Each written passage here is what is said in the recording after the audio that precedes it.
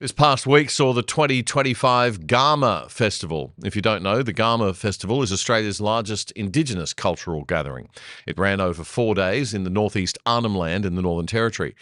And Prime Minister Anthony Albanese was there, along with lots of Labor, Greens and Teals people, who he acknowledged right after the usual "This is not our country" ceremony at the start.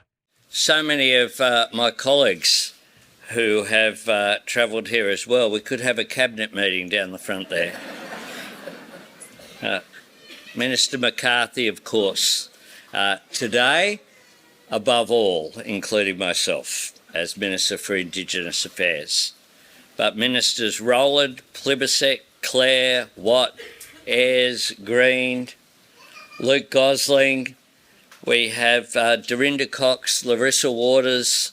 We have Julian Lisa, I know, has been here. We see Andrew G. Who else is there? There's quite a few. Kate Chaney. Kate Chaney, the Teal independent there from WA. Lovely. And they're all still grieving the Voice referendum result, determined not to let a little thing like 60% of Australians rejecting neo-Marxist identity politics division get in the way of their plans for much more neo-Marxist identity politics division. Last year there were, of course, tears about the referendum result. But I hope that the presence of such a large delegation from my government is an indication that we have doubled down on our determination to make a difference and find a path forward. A path forward to actually fix problems for Indigenous Australians and all remote Australians who are affected by poverty and suffering from the gap, or a path forward to continue the inefficiencies of the current system, rightly criticised by people who really care about actual outcomes, like Jacinta Price. There was a lot of public service waffle talk about communities becoming economic decision makers, whatever that means. Listen carefully to the language the Prime Minister uses in the next part of his speech. Our government also wants to work with communities as economic decision makers to unlock the true potential of their land and their endeavour, beyond passing transactions to lasting partnerships that create and share wealth. This depends on seizing and owning the opportunities of clean energy and critical minerals in this decade, embracing projects and industries that can power long-term prosperity, delivering the economic sovereignty that is fundamental to self-determination, and securing the future of community-controlled organisations. Delivering the economic sovereignty that is fundamental to self-determination. Brr. Sounds like a special nation within a nation to me. Economic sovereignty. What happened to the Commonwealth of Australia? And securing the future of community control organisations. What does that mean? That sounds like good old commie-style central control. Little Indigenous socialism, little Soviets all over the place. And now we have in our new economy, divided along identity politics lines, wait for it, First Nations renewable energy funding. I repeat, First Nations renewable energy funding. Today we're opening up $70 million in funding to help get First Nations clean energy projects up and running. This is about renewable energy generating good jobs in regional and remote Australia. Okay, so this is a government program to get solar power into remote communities and reduce reliance on diesel generators. That's fine. But can we just do it without all the commie branding and fanfare? It's just government funding to get power to remote communities.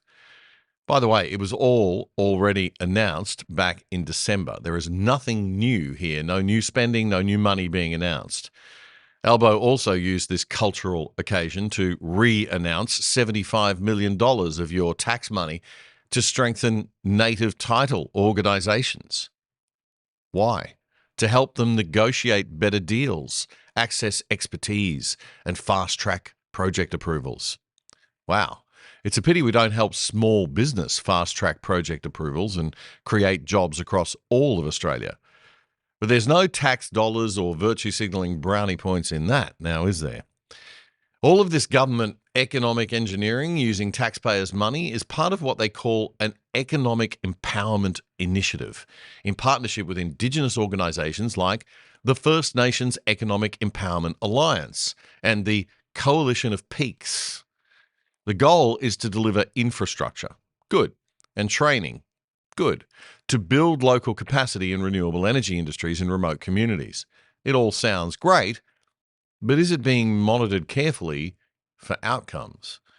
Will every dollar be maximised in developing skills and building the right infrastructure? Whenever we take private business out of the mix, private businesses that are responsible to paying customers without whom they'd go broke, whenever government steps in and runs things instead, you get perverse incentives. You get waste and sometimes shock, even corruption. So there needs to be careful monitoring of the spending and the outcomes. Maybe one day we'll get that audit of all the special Indigenous government spending programs that Jacinta Price has been calling for so long. Opposition leader Susan Lee did not attend Garma 2025. She chose instead to tour the Kimberley region in Western Australia with the new Shadow Indigenous Affairs Minister, Karen Liddle. But she did stand up for the Liberal values of zero identity politics, backing private solutions instead of public ones and small government generally. Okay, well, maybe she didn't. Look, it's not clear. She said that the Prime Minister's announcement was not new, it was symbolic and lacked tangible outcomes, but she then described the $70 million renewable energy funding and the $75 million native title support funding as insufficient. Does this mean she would have spent even more? The Prime Minister flew into Garma, he gave a set speech, he didn't take questions from journalists, and I don't think that's good enough, and then he left. We do need to see more. We will hold the government to account on this. We won't take a backwards step. $450 million was spent on the referendum. We all have to accept that as Australians. What was announced yesterday was perhaps $150 million that had already been announced before, that I couldn't see a direct connection between that and lives changing. Federal opposition leader Susan Lee speaking to SBS TV there. We've got less than 2 weeks to go now before Treasurer Jim Chalmers and Prime Minister Anthony Albanese's exciting roundtable talkfest on productivity kicks off. It's going to be so great. People sitting around talking about how the country can be more productive. The whole thing's been watered down a bit now, I've got to say, and Jim has weirdly been put in his place, and Albo doesn't seem to be totally on board, and there's a bit of conflict and tension between the two of them. What's the bet that almost nobody will be recommending that the government does less and gets out of the way and adopts a light-touch, laissez-faire approach to regulating our economy for a change, also known as butting the heck out and letting smart people get on the job of doing the things they know how to do best? Don't hold your breath for anything as scary as that, Australia. Oh no, the government always knows best. As part of the preparation for this great blabfest, the Productivity Commission, yeah, we have one of those, it's been asked to publish 5 interim reports on different matters. It put the second one of these reports out this week. It was on the clean energy revolution, and it found, unsurprisingly, that the net zero transition will cost even more than expected. What a surprise. But guess what it says the solution is? More government intervention. Yep, we need more regulation, government incentives, and carbon pricing if we're going to hit the government's 2050 net zero targets, if we don't want to wreck productivity or cripple the power grid. Now, correct me if I'm wrong, but isn't the Productivity Commission supposed to make recommendations about how to improve productivity, not how to achieve net zero outcomes and recommend more government interventions? What even is the Australian Productivity Commission? And why do we need this endless doubling up of work that the government should be doing itself? We already have a finance department. We already have a treasury. Do we need a Productivity Commission? Well, officially, the Productivity Commission is the Australian government's independent research and advisory body responsible for offering evidence-based analysis to boost the welfare of Australians. It was established in 1998, merging the Industry Commission, the Bureau of Industry Economics, and the Economic Planning Advisory Commission. Are you bored yet? It operates as an arm's-length body within the Treasury Department, and it's supposed to apply tough economic analysis to policy. It's so effective, we need to have a roundtable to do its job for it.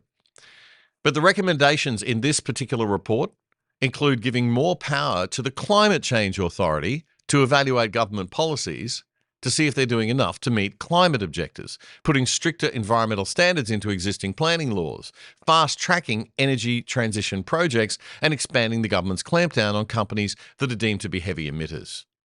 Environment Minister Chris Bowen is going to love all this. This is a total endorsement of his and Elbow's renewable energy approach.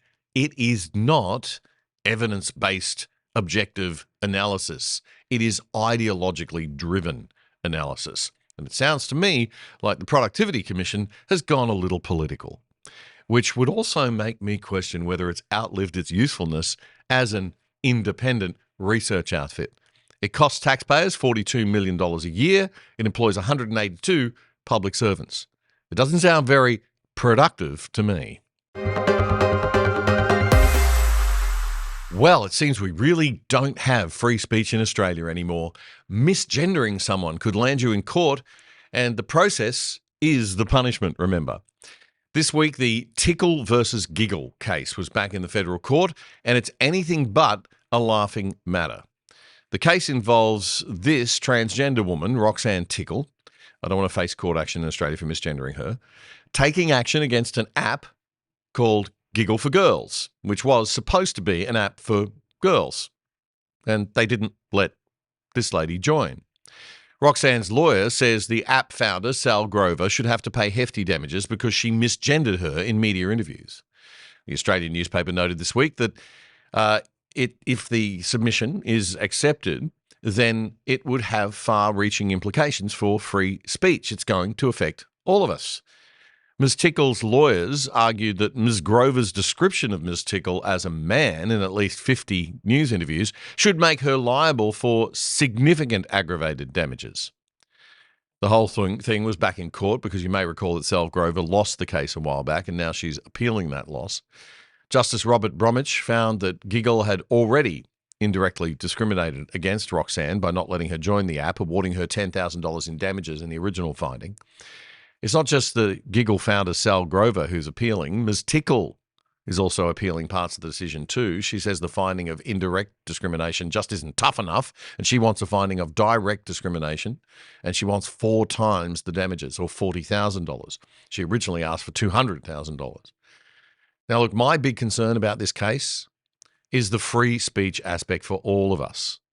Now, listen to this. The Australian reports that in court on Tuesday, the lawyer for Ms. Tickle, Brianna Goding, said the $10,000 damages were insufficient because the beliefs Ms. Grover held privately were also being made publicly and expressed in those 50 media interviews or so. So the argument they're making here is that you don't have a right to hear someone, I don't have a right to interview them and report on them, and you don't have a right to even be someone who expresses views that don't align with dominant transgender theory or whatever other theories and ideas that future legal cases might want to use this as a precedent for. That, my friends, is incredibly serious stuff for our nation and for the principle of free speech. There was evidence that Ms. Grover had participated in some 50 interviews in relation to this case, and in each of those she used the male pronoun for Ms. Tickle, and that on at least 10 occasions she referred to being scared or threatened or harassed by Ms. Tickle, Ms. Goding said. Ms. Grover's conduct, quote, has at the very least been seriously aggravating and has caused Ms. Tickle injured feelings, Ms. Goding said. The aggravation and injured feelings have mounted up blow by blow. Wow. Okay. We'll see how that plays out in due course. If you like The Other Side, one of the best ways you can support us is by signing up for the products of our sponsors. And one of our best sponsors is PIA VPN, the virtual private network that stops people spying on your internet activity. It'll keep you and your family truly safe from the prying eyes of big governments and corporations without slowing down your internet speeds. And you can watch Netflix or other streaming services using your regular accounts with them as if you're viewing from any country in the world. You can sign up for less than $3 a month and get a whopping 83% off the normal price. Just go to piavpn.com/otherside to sign up and you'll get the discount. And you'll get more info on those special deals if you check it out. That's piavpn.com/otherside. That was a segment clip from our weekly Friday night news show, The Other Side, which you can watch in full by simply going to YouTube and searching up The Other Side Australia. Then you'll find our full shows playlist. You can also find all of our full shows and our segments on our own website, othersidetv.com.au. That's othersidetv.com.au. Help us build a whole new Aussie media by joining us over there and signing up for the exclusive side.